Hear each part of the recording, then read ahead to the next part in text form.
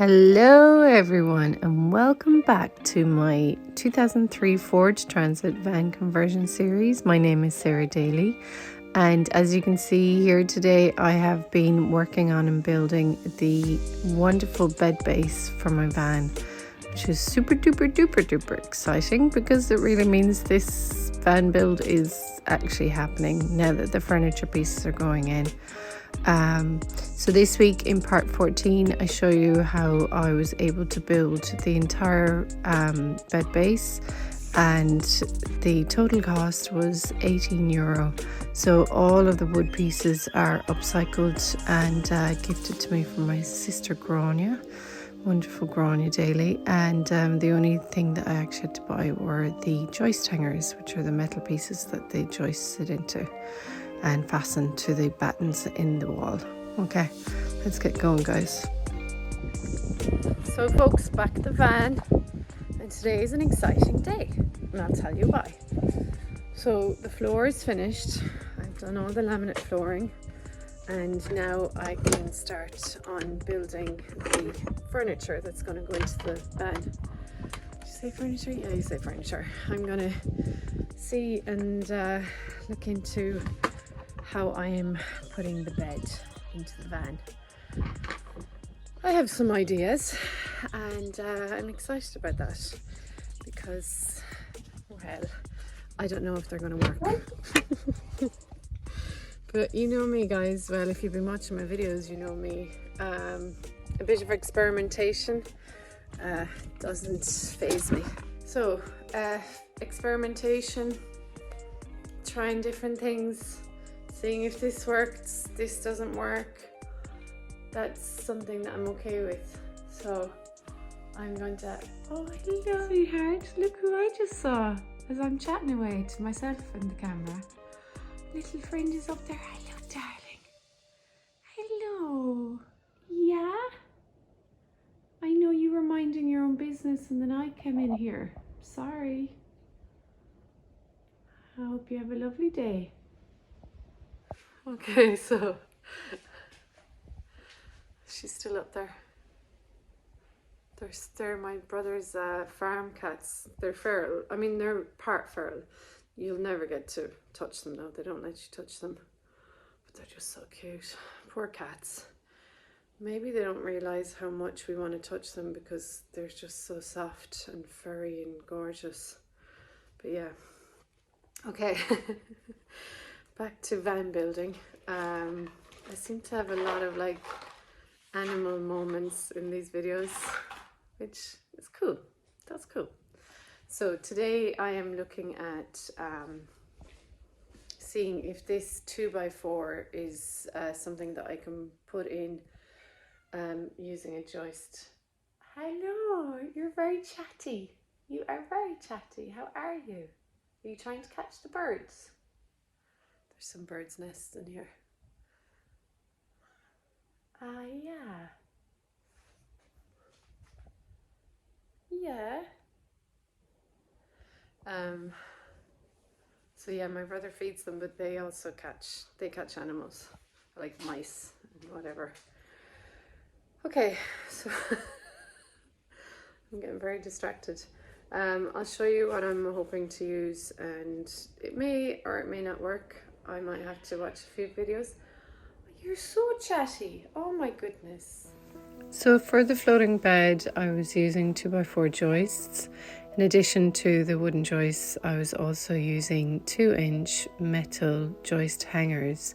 So the idea was that these joist hangers would be screwed into the prepared and pre-screwed battens, pre-glued as well, battens that are already onto the metal wall. So I had to cut them back to size using safety gear, of course, and the angle grinder. And once I had that all set, they were the correct measurement that would fit my area of the wall. Then I measured out the joist and got ready to cut that. So at this point of the van build, I'd gone out and bought my very first power tool, which is this circular saw. I had looked up online the night before on how to use the circular saw safely. And here I'm just making sure that the blade actually cuts deep enough into the 2-inch joist, and will cover all of it. So you have to make sure the blade is slightly longer than the actual wood you're cutting, and adjust accordingly. I also made sure that I was wearing protective eye goggles, and making sure that the joist was firmly held down in place. So it was actually easier than I thought it would be, although my heart was like thumping so fast at the time.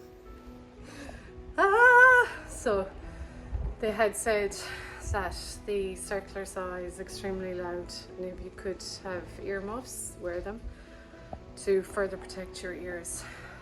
Yeah. Okay, it's crazy that just being able to do that is highly satisfactory.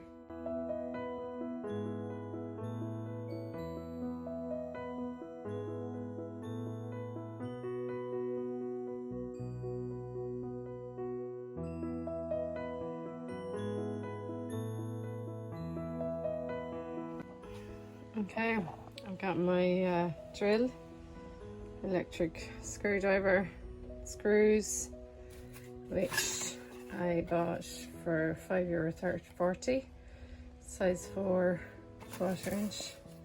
I got my 2 changed, adjusted joist hangers, spirit level, measuring tape, and I've forgotten the name of this. Ruler, right angle ruler, but yeah, can help with leveling things also.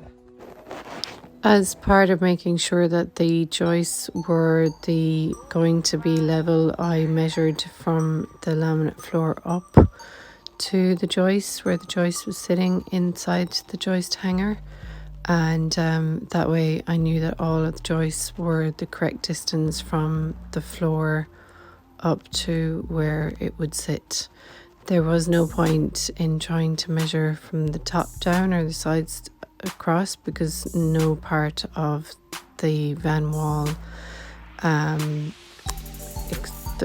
was actually the same size. So the only thing that I could go on that was actually the correct and accurate measurement on all sides of the van around the bed base was from the floor upwards, and so I was able to get a great deal of accuracy that way.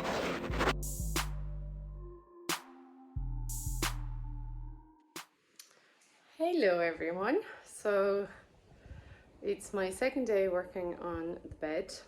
I brought my green smoothie with me. That way I'm going to have enough strength and brain concentration power to be able to complete this task. However, I did go to the hardware store and I bought some more joist hangers, but I didn't buy the right size. I forgot that the ones I bought the other day were 2-inch. I'll show you the difference. So I basically had to go back to the hardware store and replace the joist hangers that were incorrect size to the 2-inch joist hangers that I needed. Then I went ahead and I put in the second joist, and I waited until the last to be able to measure the center joist, and that was partly because I knew that I couldn't get the same accuracy measuring from the floor up because the wheel was in the way. And so what I did instead was I used a long batten piece of wood, and as long as that piece of wood was touching off each of the joists, I knew that the centerpiece was going to be level, and I used that method in order to have the greatest accuracy for all of the pieces being level.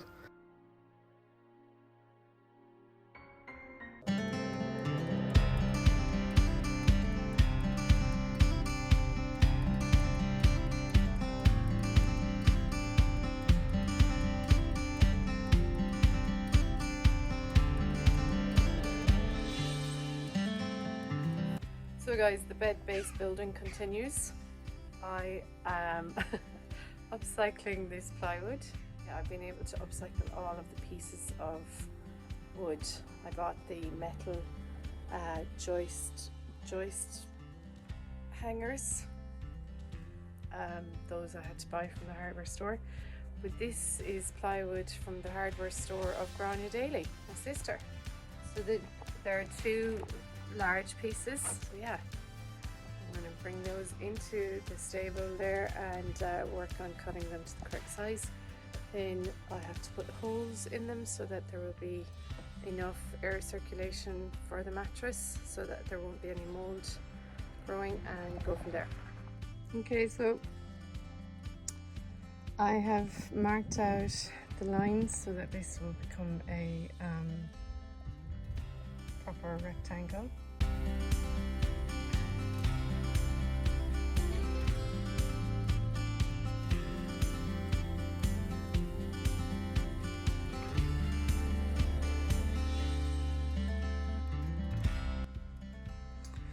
Okay, 2 pieces of plywood plunked on top of the joists, and it's the bones of the bed base. See, I have to sand back. This is reclaimed plywood, so I'll have to sand back the edges and where these old screws used to be put in. I've also got to create holes for air to be able to breathe up to the mattress. Oh, this stuff is dusty. And yeah, I need to clean it. I need to clean, I need to sand, I need to sand, I need to clean, I need to do holes.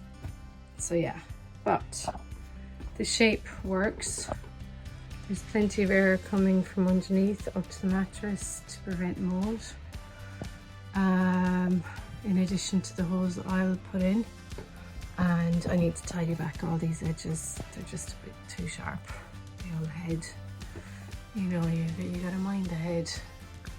So first I used an electric sander to sand back all of the freshly cut edges and the parts where there were old screws. Then I used a flat bit to drill and cut out holes into the plywood that would, as I said before, prevent any mold build-up under the mattress. So once I'd completed all of that, sanded back the drilled flat bit holes, I then got going on cleaning and washing down the plywood. So it did have a bit of a smell on it because it had come from an old building, and so I gave it a good scrub and it was pretty filthy. Then I let it sit in the sun, which is always very good at killing any kind of smells, bacterial smells, things like that. So all of that together really helped to lift the old smell that was on the plywood.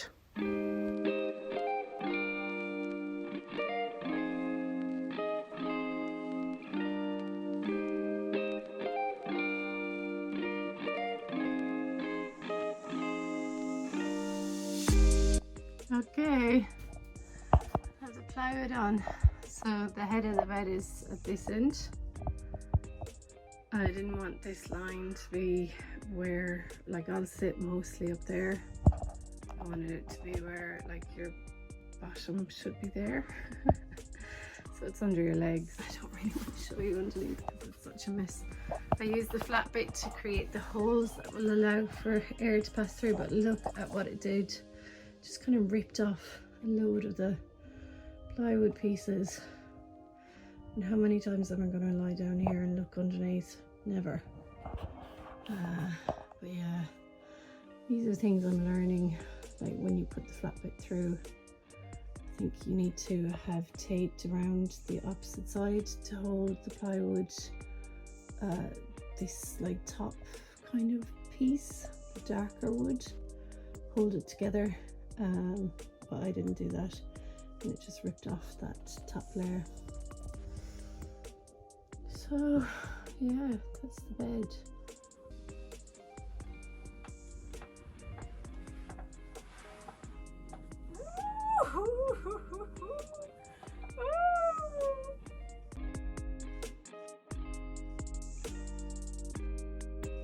mattress I can buy is like either 190 centimeters long, and I'll have to cut it back to 175. So that's 15 centimeters off the length of the mattress that I'm going to buy. But the width of the mattress is going to be fine. I can either get a 135, which would be nice. That'd be nice. Or I can go for a small double, which is 120. So I can manage either. I think if I have the choice and I can afford it, I'm going to go for 135. And then I'm going to cut it to the length of 175 centimeters. I'm happy to have built the bed base because now I'm able to get going on the kitchen unit. Knowing where the bed basically ends, I can use the rest of the space for the kitchen unit and putting in new countertop and so on. So yeah. So that's it for part 14 and building the bed base. I mean, I had hoped in this video I would include putting the paneling on the back doors, but it would have been such a long video and I don't think anybody needs that, including myself. So yeah, the bed base came together really well, using reclaimed, upcycled pieces of wood, and it was a very low cost project for me. The mattress is a different matter, however. So yeah, okay guys, see you next week for part 15, and bye for now.